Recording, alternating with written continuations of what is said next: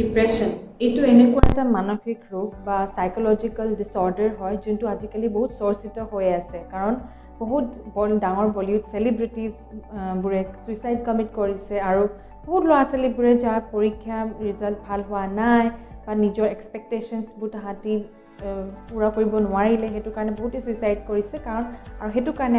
আজিকালি এই বিষয়টো বহুত চৰ্চিত হৈ আছে ফেচবুকে হওক বা যিকোনো ছ'চিয়েল মিডিয়াই নহওক কিয় বা টেলিভিশ্যন চেনেল হওক নিউজ চেনেল সবতে এইটো এটা হট টপিক বা ট্ৰেণ্ডিং টপিক হৈ আছে কিন্তু এইটো এতিয়া ট্ৰেণ্ডত আছে ঠিকেই চবে কথা পাতি আছোঁ আমি কিন্তু কিছুদিনৰ পিছত যেতিয়া ট্ৰেণ্ডটো নাইকিয়া হৈ যাব তেতিয়া আমি আকৌ এই কথাটোৰ বিষয়ে পাতা বন্ধ কৰি দিম এইটো এনেকুৱা এটা মানসিক ৰোগ যোনটো কোৱা হয় যে ভাৰতবৰ্ষত প্ৰত্যেক সাতজন ব্যক্তিৰ ভিতৰত এজন এই ৰোগত আক্ৰান্ত হৈ আছে বহুত ধৰণৰ সাইকোলজিক্যাল ডিসঅৰ্ডাৰ আছে বা মানসিক ৰোগ আছে কিন্তু ডিপ্ৰেশ্যন এনেকুৱা এটা হ'ল যোনটো বহুত বেছি কমন হয় আমাৰ য়াংষ্টাৰ্ছবোৰ য়াং জেনেৰেশ্যন হওক বা মিডল এজ জেনেৰেশ্যন কিয় নহওক চবতে এইটো কমন দেখা গৈছে ইয়াৰ বহুত কেইটা কাৰণ আছে নিজৰ কেৰিয়াৰক লৈ মানুহে ডিপ্ৰেশ্যনত ভোগে বা ৰিলেশ্যনশ্বিপে নহওক কিয় বা নিজৰ হেল্থক লৈ বহুত কাৰণত ভুগিব পাৰে আজিৰ বিষয়টোত বা আজিৰ ভিডিঅ'টোত আজি আমি এইটোৱে কথা পাতিম যে কেনেকৈ আমাৰ মেণ্টেল হেল্থটোৱে আমাৰ ফিজিকেল হেল্থ আৰু আমাৰ অৰেল হেল্থক এফেক্ট কৰিব পাৰে নমস্কাৰ ডক্টৰ স্মৃতি ইউটিউব চেনেলটোত আপোনালোক সকলোকে পুনৰ এবাৰ স্বাগতম জনাইছোঁ আশা কৰোঁ সকলোৱে ভালে আছে আৰু এইটো সময়ত নিজৰ লগতে আপোনাৰ পৰিয়ালৰ সবৰে নিজৰ বন্ধু বান্ধৱ সবৰে খেয়াল ৰখাটো বহুত জৰুৰী হৈছে তেনেহ'লে আহকচোন আজি আমি ভিডিঅ'টো ষ্টাৰ্ট কৰোঁ যেনেকৈ আমাৰ ফিজিকেল হেল্থটো ইম্পৰ্টেণ্ট হয় তাৰ কাৰণে আমি এক্সাৰচাইজ কৰোঁ ভাল খাওঁ খানা খাওঁ টোপনি ভালকৈ লওঁ সেনেকৈ আমাৰ মেণ্টেল হেল্থটো বহুত বেছি ইম্পৰ্টেণ্ট হয় কাৰণ মেণ্টেল হেল্থ যেতিয়া ডিষ্টাৰ্বড হৈ যায় তেতিয়া বডিত বহুত ধৰণৰ বেমাৰে দেখা দিয়ে আৰু এইটো ডাইৰেক্ট ৰিলেশ্যন আছে আমাৰ হাৰ্টৰ বেমাৰৰ লগত ডায়েবেটিছৰ লগত কেঞ্চাৰ বেমাৰ এইবোৰ লগত ৰিলেটেড হৈ আছে যেতিয়া মানুহ এজনে মানসিক ৰোগত ভুগি থাকিব তেতিয়া নিজৰ স্বাস্থ্যটোৰ প্ৰতি ভালকৈ ধ্যান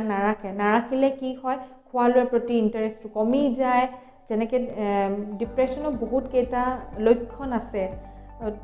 খং উঠি থাকে ভালকৈ খানা খাব মন নকৰে টোপনিত খেলি মেলি হয় কাৰণ সেইবোৰ হোৱাৰ লগে লগে ফিজিকেল হেল্থক বহুত এফেক্ট কৰে যদি এই লক্ষণবোৰ দুসপ্তাহতকৈ বেছি থকা হয় তেনেহ'লে এইটো ডিপ্ৰেশ্যন ষ্টেটত যোৱা বুলি কোৱা হয় এতিয়া মেণ্টেল হেল্থৰ ৰিলেশ্যন অৰেল হেল্থৰ লগতো আছে কেনেকৈ যে মানসিক ৰোগত ভুগি থাকিলে যেনেকৈ খোৱা লোৱাৰ প্ৰতি ইণ্টাৰেষ্ট নাথাকে তেনেকৈ নিজৰ অৰেল কেভিটি বা অৰেল মুখখনৰ হাইজিনটো মেইনটেইন নকৰে ভালকৈ ব্ৰাছ কৰা নহয় যাৰ ফলত পাইৰিয়া প্ৰব্লেমটো বেছিকৈ দেখা যায় আৰু দেখা গ'লে কি হয় কম বয়সতে দাঁতবোৰ সৰা আৰম্ভ হৈ যায় আৰু বহুত ধৰণৰ বেলেগ ধৰণৰ খানা খোৱা যেনেকৈ চুগাৰী বস্তু বেছিকৈ খায় খোৱাৰ পিছত কি হয় ভালকৈ কুলকুলি নকৰিলে বা ব্ৰাছ নকৰিলে তাৰপিছত মুখত যেতিয়া এচিড প্ৰডাকশ্যন হৈ যায় তেতিয়া কেভিটি বনা ষ্টাৰ্ট হৈ যায় আৰু সেই কেভিটিবোৰে কি হয় লাহে এটা সেইটো দাঁতক এফেক্ট কৰি কিনে তাৰপিছত চিভিয়াৰ প্ৰব্লেম হৈ যায় আৰু খোৱা লোৱা ভালকৈ নকৰিলে আমাৰ মুখত বহুত ধৰণৰ বেমাৰ পোৱা যায় যেনেকৈ মুখৰ মাখি চাল যোৱা বুলিও কোৱা হয় আৰু ভালকৈ খানা নাখালে আৰু কাউৰী ফাটাও দেখা পোৱা গৈছে এতিয়া মেণ্টেল হেল্থৰ লগত আমাৰ বা ষ্ট্ৰেছ যোনবোৰ মেণ্টেল হেল্থৰ বহুত কেইটা ধৰণ আছে যেনেকৈ ষ্ট্ৰেছ হ'ল ডিপ্ৰেশ্যন হ'ল এইবোৰৰ ডাইৰেক্ট ৰিলেশ্যন আছে আমাৰ মুখৰ ভিতৰত যোনটো ছাল আছে বা স্কিন আছে সেইটো তাৰ এফেক্টবোৰ তাতে দেখা পোৱা যায় এটা অৰেল লাইকেন প্লেনাছ বুলি বেমাৰ এটা আছে যোনটো বহুত কমন হয় এইটো ষ্ট্ৰেছ ৰিলেটেড এটা বেমাৰ হয় যোনটো স্কিনতো হয় তাৰ মেনিফেষ্টেশ্যন আমাৰ অৰেল কেভিটি বা মুখৰ ভিতৰতো দেখা যায় এইটো বিষয়ে মই এটা ভিডিঅ' বনাম বেলেগকৈ তাত মই বহুত ডিটেইলত আপোনালোকক বুজাম যে অৰেল এনেকুৱা লক্ষণ হয় তাৰ কাৰণ এইটো বহুত কমন বেমাৰ হয় 14-15 ইয়াৰ্ছৰ ল'ৰা ছোৱালীবোৰতো মই এইটো দেখা পাইছোঁ আৰু মিডিল এজ 45-50 বয়সৰ মানুহৰ মাজতো এইটো মই দেখা পাইছোঁ সেইকাৰণে বহুতেই কমন হয়তো কাৰোবাৰ থাকিব পাৰে কিন্তু আপোনালোকে নাজানে এইটো লক্ষণ হ'লে এইটো বেমাৰ হ'লে মুখত জ্বলা পোৰা হয় আৰু মুখৰ ভিতৰত বগা লাইন দেখা পোৱা যায় মই ভিডিঅ'টো পিছত ভিডিঅ' বনালে আপোনালোকক ভালকৈ দেখাই দিম সব ফটোজবোৰ আৰু এটা বেমাৰ আছে বাৰ্নিং মাউথ চিণ্ড্ৰোম বুলি কোৱা হয়, যোনটো এইটো ষ্ট্ৰেছৰ লগত ৰিলেটেড আছে, য'ত মুখত জিভাখনত জ্বলা পোৰা কৰে। তাৰ কাৰণ কিয় আজিলৈকে কোনো ধৰিব পৰা নাই। আৰু জিভা জ্বলা পোৰা লগতে আৰু গালবোৰতো জ্বলা পোৰা কৰে। তো ষ্ট্ৰেছৰ কাৰণে এইবোৰ হয়। এতিয়া কোনোবাই যদি এনেকুৱা ষ্ট্ৰেছত ভুগি আছে বা ডিপ্ৰেশ্যন হওক বা যিকোনো মানসিক ৰোগত বা হতাশাত ভুগি আছে, তেন আপোনালোকে ডেফিনেটলি, কাৰণ আপোনাৰ নিজৰ পৰিয়ালৰ মাজতে পৰিয়ালৰ ভিতৰত যদি আপুনি কমফৰ্টেবল হয়, তেওঁলোকৰ লগত কথা পাতক। নিজৰ ফ্ৰেণ্ড চাৰ্কেলত যদি কাৰোবাৰ লগত কমফৰ্টেবল হৈছে, তেওঁলোকৰ লগত কথা পাতক। বাছ শ্বেয়াৰ কৰক নিজৰ কথাবোৰ। আমি শ্বেয়াৰ কৰিলে আমাৰ বহুতখিনি মানসিক যোনটো আমাৰ ষ্ট্ৰেছ হৈ থাকে সেইটো বহুত কমি যায়। আৰু আমাৰ চাইকেট্ৰিষ্ট আছে, বহুত চাইকেট্ৰিষ্ট আছে। অসমতো বহুত ডাঙৰ ডাঙৰ চাইকেট্ৰিষ্ট আছে, আপকামিং চাইকেট্ৰিষ্টবোৰ আছে, বা ভাৰতবৰ্ষতো